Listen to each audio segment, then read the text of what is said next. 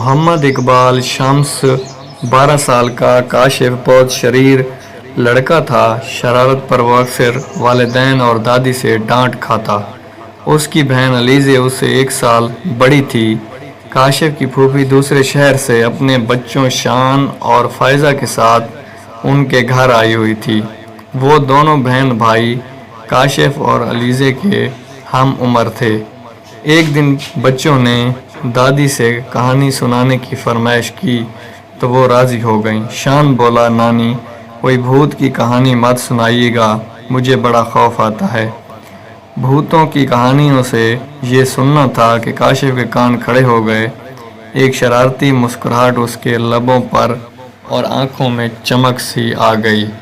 علیزے اسے معنی خیز نظروں سے دیکھنے لگی۔ کہانی ختم ہونے کے بعد علیزے نے کاشف سے کہا، لگتا ہے تم شان کو بھوت بن کر ڈراؤ گے۔ کاشف منہ پر انگلی رکھتے ہوئے بولا، آہستہ بولو، سچ بڑا مزہ آئے گا۔ رات کو جب وہ سو جائے گا تو میں اسے بھوت بن کر ڈراؤں گا۔ حالت دیکھنے والی ہوگی اس کی۔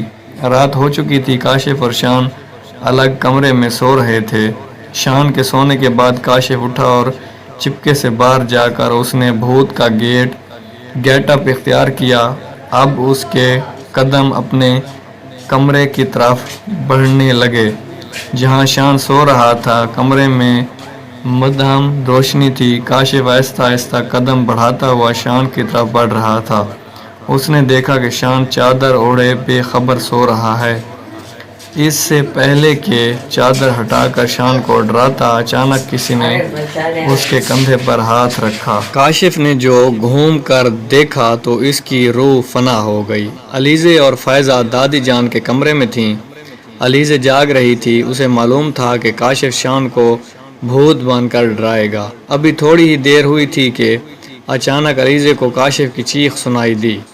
اس دوران فائزہ بھی اٹھ گئی اور مسکرانے لگی۔ اسے دیکھ کر علیزے کو بڑی حیرت ہوئی۔ تم کیوں مسکرا رہی ہو؟ علیزے نے پوچھا۔ فائزہ نے علیزے کے کان میں کچھ کہا جسے سن کر علیزے بھی مسکرا دی۔ کاشف کی چیخ سن کر دونوں ہنس پڑیں، پھر اٹھ کر کاشف کے کمرے کی طرف چل دیں۔ کاشف اپنے سامنے بھوت کو دیکھ کر تھر تھر کانپ رہا تھا۔ اچانک کمرے کی لائٹ چلی تو علیزے اور فائزہ نے دیکھا کہ کھڑکی میں سے کالے رنگ کی کوئی چیز نیچے گری ہے۔ وہ دونوں کمرے میں پہنچی تو کاشف کی حالت دیکھ کر ہنسنے لگی۔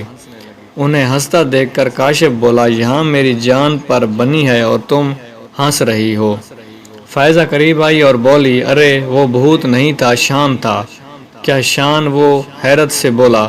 علیزے نے بتایا، ہاں مجھے فائزہ نے سب بتا دیا ہے۔ دراصل جب تم شان کو ڈرانے کا منصوبہ بنا رہے تھے تو ان دونوں نے سن لیا تھا اور سوچا اس سے پہلے تم شان کو بھوت بن کر ڈراؤ، الٹا شان بھوت بن کر تمہیں ڈرا دے گا۔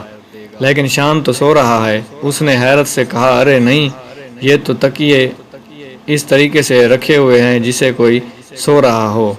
یہ دیکھو تکیے ہیں۔ یہ کہہ کر فائزہ نے جیسے ہی چادر ہٹائی وہ چیخ پڑی۔ شان وہاں گہری نیند سو رہا تھا۔ چیخ کی آواز سن کر دادی جان بھی نیند سے بیدار ہو چکی تھیں۔ وہ خود سے بولیں، ارے یہ بچے کہاں ہیں؟